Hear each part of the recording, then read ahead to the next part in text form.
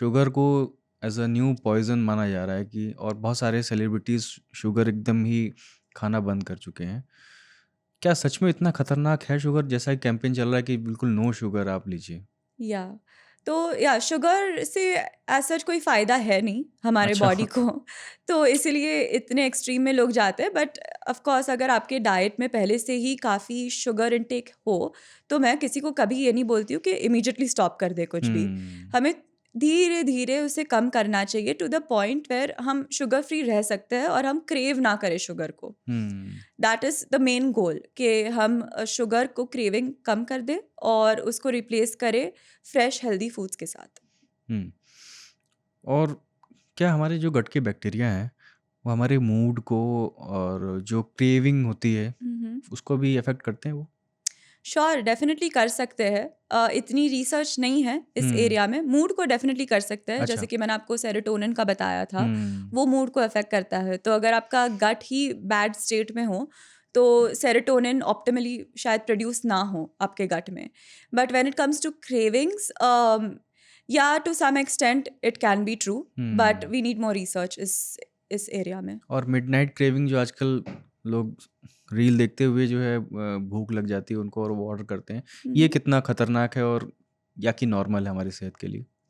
नहीं, I would say कि that is something जो हमें थोड़ा कंट्रोल करना चाहिए, क्योंकि हुँ, दैट इज़ एन एग्जांपल कि आपका जो स्लीप और वेक साइकिल होती है, सर्केडियन रिदम होता है, वो डिसरप्टेड है, हुँ, राइट? क्योंकि अगर आप देर रात तक सिर्फ ऑर्डर करके खाना खा रहे हो या तो फिर कुछ भी जंक फूड खा रहे हो, मंचिंग कर रहे हो, देन दैट मीन्स कि आप गैप नहीं रख रहे हो सोने में और खाने में।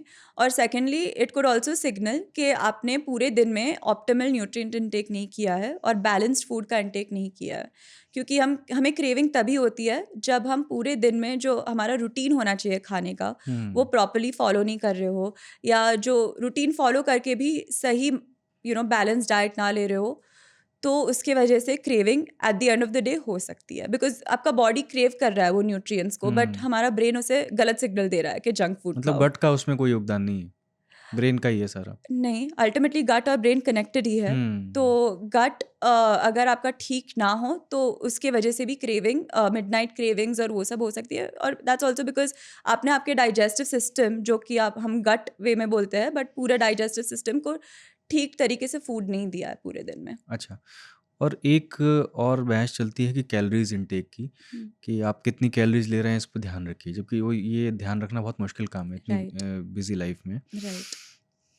और फिर ये भी है कि आप कितनी कैलोरी ले ले रहे हैं, उसको बर्न कितना कर रहे हैं। हुँ, हुँ। तो क्या कोई फ़िक्स मानक है कैलोरी इनटेक का सभी के लिए? नहीं। हुँ, तो हम जो कैलोरी इंटेक कैलकुलेट करते हैं, वो बहुत ही अलग-अलग तरीकों से करते हैं। हुँ, अगर एक जनरली हेल्दी इंडिविजुअल हो, तो उनका हम वेट के हिसाब से कैलकुलेट कर सकते हैं, उनके वेट और हाइट दोनों के हिसाब से भी कैलकुलेट कर सकते हैं। अलग-अलग इक्वेशंस हैं कैलोरीज़ काउंट करने के।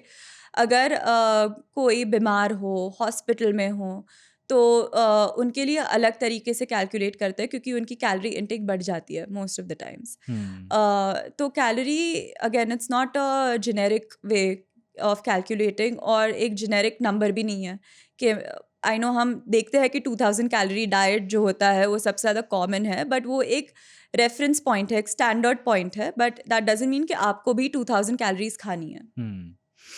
अच्छा, एक आखिरी सवाल है मेरा कि गर्मियों में या सर्दियों में भी हुँ, हुँ।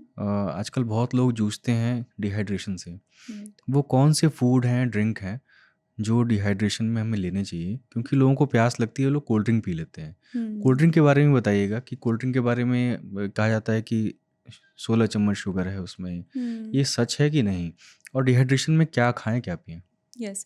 तो पहले मैं कोल्ड ड्रिंक वाला क्वेश्चन लूँगी, तो उसमें yes, it's full of sugar. Hmm, और अगर आप डाइट कोक भी पी लो, या कोई भी डाइट सोडा भी पी लो, तो उसमें भी जो शुगर सब्स्टिट्यूट होता है, आज हमें पता चल रहा है रिसर्च के ज़रिए से कि वो भी आपके हार्ट हेल्थ और गट हेल्थ के लिए इन द लॉन्ग रन ठीक नहीं रहेगा। हुँ, तो कोल्ड ड्रिंक जितना मिनिमाइज़ कर सकते हो उतना मिनिमाइज़ करना चाहिए।